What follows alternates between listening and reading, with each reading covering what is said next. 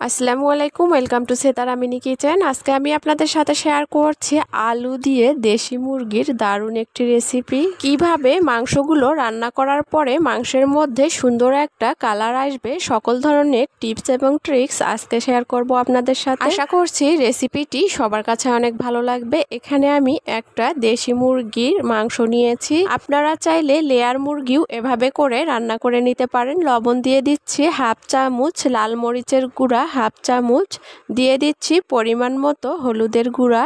সব কিছু দেওয়ার পরে এখন হাত দিয়ে ভালো করে মাংসের সাথে মাখিয়ে নিতে হবে। ভালো করে যখন মাংসগুলো মাখিয়ে নেওয়া হয়ে যাবে তখন রেস্টে দিয়ে দিচ্ছি 10 মিনিটের জন্য। 10 মিনিট পরে ফিরে আসলাম রান্না করার জন্য। এর জন্য চুলার উপরে একটা প্যান বসিয়ে দিয়ে দিয়েছি হাফ কাপ সয়াবিন তেল। এর মধ্যে দিয়ে দিচ্ছি হাফ কাপ পেঁয়াজ কুচি, কিছু পরিমাণে কাঁচা মরিচ মাঝখান দিয়ে কেটে নিয়েছি, আর দিয়ে দিয়েছি 2টা তেজপাতা। সুন্দর একটা কালার আসার জন্য দিয়ে দিচ্ছি অল্প পরিমাণে হলুদ গুঁড়া। এখন সব কিছুক্ষণ ভেজে নিতে হবে। চুলার তাপটা মিডিয়াম হিটে রেখে যখন এরকম ভাজা হয়েছে তখন এর মধ্যে দিয়ে দিচ্ছি অল্প পরিমাণে আস্ত জিরাটা একটু নেড়ে চেড়ে নেওয়ার পরে এর মধ্যে দিয়ে দিচ্ছে আগে থেকে মাখিয়ে রাখা মুরগির মাংস। এখন পেঁয়াজের সাথে মাংসগুলো ভালো করে মিশিয়ে একটু কষিয়ে নিতে হবে। আর এই মাংসের মধ্যে সুন্দর একটা কালার আসার জন্য আগেই কোনো মশলা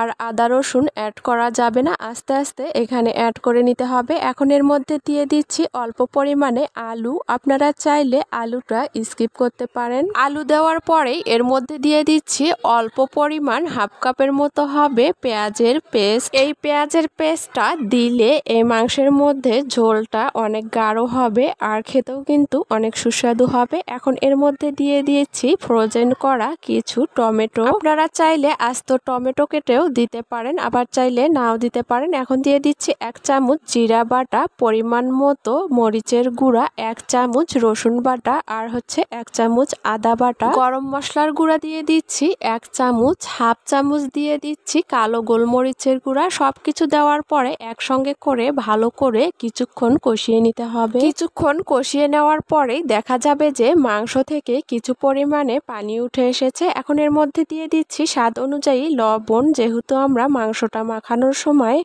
লবণ দিয়েছি তাই লবণটা বুঝে দিতে হবে। হাফ কাপ নর্মাল পানি দিয়ে দিচ্ছি মাংসগুলো আরো ভালো করে কষিয়ে নেওয়ার জন্য। ঢাকনা দিয়ে ঢেকে চুলার তাপটা মিডিয়াম এবং লো হিটের মাঝামাঝি রেখে কিছুক্ষণ পর এইভাবে করে নেড়েচেড়ে দিতে হবে ঢাকনাটা খুলে দিয়ে। আর মাংসগুলো এক সময়ে যখন কষিয়ে নেওয়ার পরে দেখতে ঠিক এরকম হয়েছে তখন এর মধ্যে দিয়ে দিচ্ছি পরিমাণ মতো গরম পানি। অবশ্যই গরম পানি দেওয়ার চেষ্টা করবেন। যেহেতু আমরা কষিয়ে নিয়েছি অল্প পরিমাণে পানি দিয়ে, তাই এখানে পানির পরিমাণটা খুব বেশি লাগবে না। আর আপনারা যদি ঝোলটা একটু বেশি রাখতে চান তাহলে পানির পরিমাণটা বাড়িয়ে নিলেই হবে। চুলার তাপটা মিডিয়াম হিটে রেখে ঢাকনা দিয়ে ঢেকে অপেক্ষা করতে হবে মাংসগুলো সুন্দরভাবে রান্না হয়ে যাওয়া পর্যন্ত। এই মাংসটা রান্না করতে 10 মিনিট সময় লেগেছে। 10 মিনিট পরে ঢাকনাটা খুলে দিচ্ছি আর দেখতেই পাচ্ছেন এই 10 মিনিটের মধ্যে কিন্তু মাংসের মধ্যে সুন্দর একটা কালার চলে এসেছে। আপনারা যদি